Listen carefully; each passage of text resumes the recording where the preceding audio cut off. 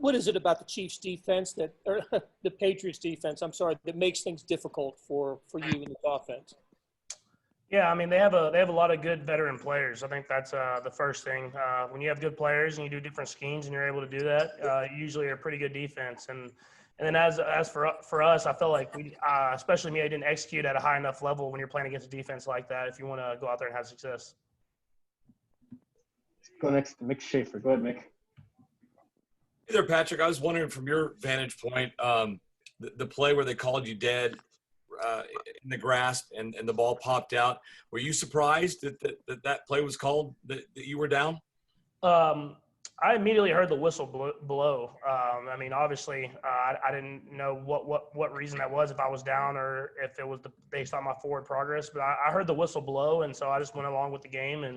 And obviously, it was a play that hopefully I don't encounter again. Go next to Matt McMullen. Go ahead, Matt.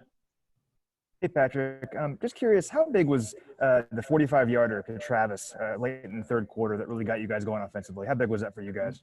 Yeah, I mean, I think you see it with our team. You've seen it this season and you've seen it last season with this offense. Is even if you kind of hold us down, we can go out there and make plays when they count. That's big. I mean, when you're in games like that, when you're in those kind of dogfights and you're going against teams that are really good, whenever your number is called, you got to be able to make a play. And I thought guys made plays at the end of the game to give us enough points so that we can go out there and get the win. Let's go next to Adam Teicher. Go ahead, Adam.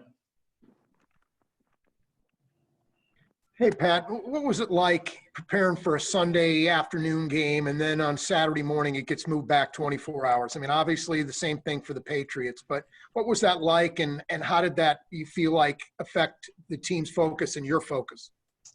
Yeah, I mean, obviously it was a little different, but you have to be able to expect the unexpected. I thought guys did a good job of staying focused, but obviously we didn't have the success as an offense that we wanted to. So just trying to go into this next week knowing we're going against a division opponent with a good team, and we're going to play our best football if we want to find a way to get a win.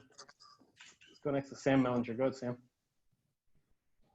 Hey, Patrick, you talked a couple answers ago about executing, that you guys need to execute better. But I'm just curious, they were dropping so many defensive backs into coverage. Was that similar to what Houston and the Chargers were doing to you, or was there a different twist? I mean, it was a little similar to what Houston was doing. Not so much the Chargers, but I mean, they played well. And when guys were open, it seemed like I wasn't finding them. And I could see it on the tablet after I would go to the sideline. And we were calling plays that were getting guys open. I just got to be able to be the guy that find them and get it to those guys so that they can make plays happen. Let's go next to Darren Smith. Go ahead, Darren. Hey, Patrick. Just if you get a chance, could you you all have won 13 straight games. You won games kind of ugly, kind of fashionably.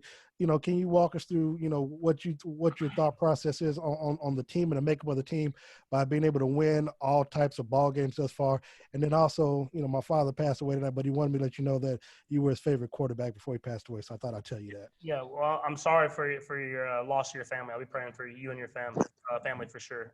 But as far as being able to win games different ways, I thought we figured out a little bit last season, at the end of it. And you have to be able to do that. When you're in these dogfights with teams like this that are known to win games like this, you have to be able to find ways, offense, defense, and special teams. And today our defense stepped up, made a lot of big-time plays.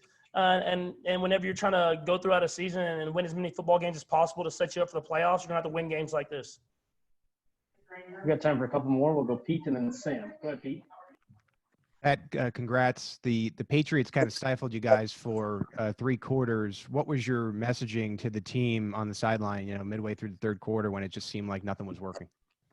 I mean, it's the same thing I always talk about. Just keep fighting, keep going out there and trying to find ways to score. And early in the game, we were moving the ball the way we wanted to move it. We were doing stuff the right way, and we couldn't figure out ways to get in the end zone. And then they obviously got some stops there in the middle. But I'm proud of how the guys fought at the end of the game. And that game easily could have went the other direction.